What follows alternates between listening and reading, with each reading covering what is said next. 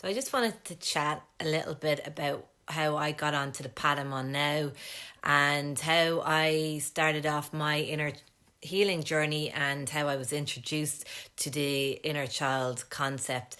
Now I speak an awful lot about the inner child because I believe that the inner child is the most important archetype within our psyche, within our field, and within our energy field, and everything our life force energy filters through that. So if the inner child within you is wounded, which to be honest everyone's inner child is, because of the society we live in. It's not a conscious society, and it doesn't really cater for the spirit part of our being, and therefore we all have a wounded inner child. It's just all different degrees of wounding. My inner healing journey actually started from a reading from a medium, and a message came through from my dad in spirit. I had been really desiring a healthy, committed relationship. It was something I really struggled with for most of my life. A lot of my relationships were like, hot and cold, that sort of tug of love dynamic, on 1 minute, off the next sort of thing. So and if a guy showed me, was very emotionally available to me, I ran the other way. But I could never see that it was actually me. I just thought I was just unlucky, and I just wasn't meeting the right people. I was just unlucky with meeting the right people.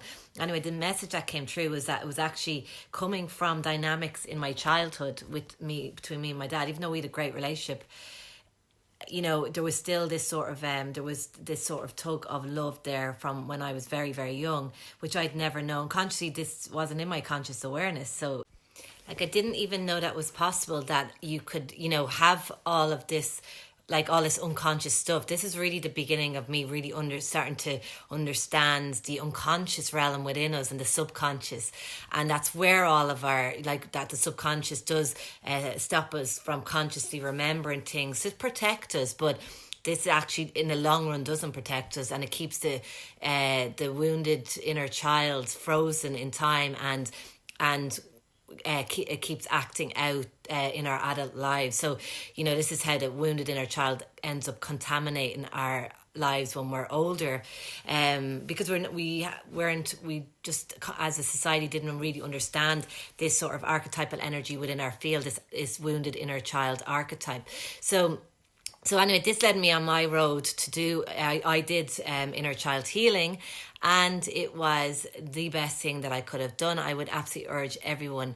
Where you will really see it is in romantic relationships. Now, it will play out in all relationships. Like, the wounded inner child will get activated from many things, but that's where you can really see it if you want to look to see if you do have a wounded inner child. And it will show up fear of rejection, fear of abandonment, that codependency, or counter the other side of it, like being too independent, not being able to open yourself up to somebody, to receive love, to give love, being emotionally unavailable, being overprotective of yourself, being afraid to commit. That's all wounded inner child stuff. So when we do inner child healing, we actually go into the subconscious and we connect with those parts of yourself that got frozen time when you were in that childhood trauma. And it doesn't have to be really big, traumatic stuff. I said this before. It can be little things from our adult perspective, but